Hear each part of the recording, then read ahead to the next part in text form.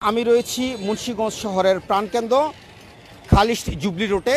এটি এতটাই গুরুত্বপূর্ণ সড়ক যে সড়কটি দিয়ে প্রতিদিন হাজার হাজার মানুষ চলাচল করে।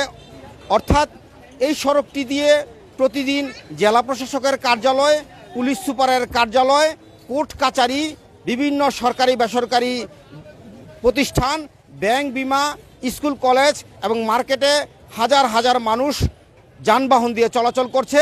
পাশাপাশি ফুটপাত দিয়ে মানুষ চলাচল করছে।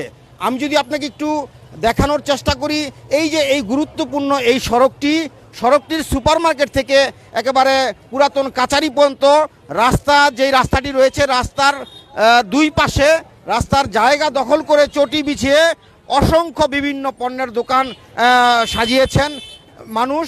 এবং পাশাপাশি রাস্তার পাশে যে জায়গা রয়েছে সেই জায়গাতে ভাসমান অবস্থায় ভ্যান গাড়ি দিয়ে বিভিন্ন পণ্যের দোকান তৈরি করেছে মানুষ।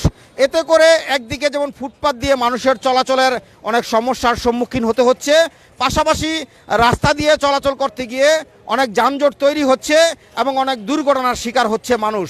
তো এই বিষয়টি নিয়ে আমি কথা বলেছিলাম মুন্সিগঞ্জের সাধারণ মানুষের সাথে। তারা আমাকে যেমনটা জানিয়েছেন, তারা বলছেন রাস্তা দখল করে যেই ধরনের দোকানপাট তৈরি হয়েছে এবং ফুটপাতের মধ্যে মানুষ চলাচলের জায়গায় যে দোকানপাটগুলি দেওয়া হয়েছে, এতে করে তারা ফুটপাত দিয়ে চলাচলের ক্ষেত্রে অনেক সমস্যার সম্মুখীন হচ্ছেন।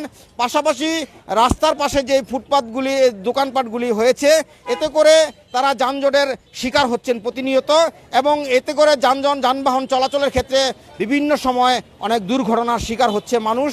তবে এই বিষয়টি নিয়ে আমি কথা বলেছিলাম পৌরসভার একজন নির্বাহী কর্মকর্তার সাথে। তিনি আমাকে যেমনটা জানিয়েছেন, তারা এর আগেও এই সমস্ত অবৈধ দোকানপাটগুলিকে সরিয়ে নেওয়ার জন্য তারা চেষ্টা চালিয়েছেন, তবে তখন তারা ব্যর্থ হয়েছেন। তবে নতুন করে তারা পরিকল্পনা গ্রহণ করেছেন, অচিরে এই সমস্ত রাস্তা থেকে এবং ফুটপাত থেকে দোকানপাটগুলিকে সরিয়ে রাস্তাগুলিকে একেবারে পরিষ্কার করা হবে, মানুষ এবং যানবাহন চলাচলের জন্য উপযোগী করা হবে। এই ছিল আমার কাছে মুন্সিগঞ্জের রাস্তার পাশের ফুটপাতের সবশেষ তথ্য।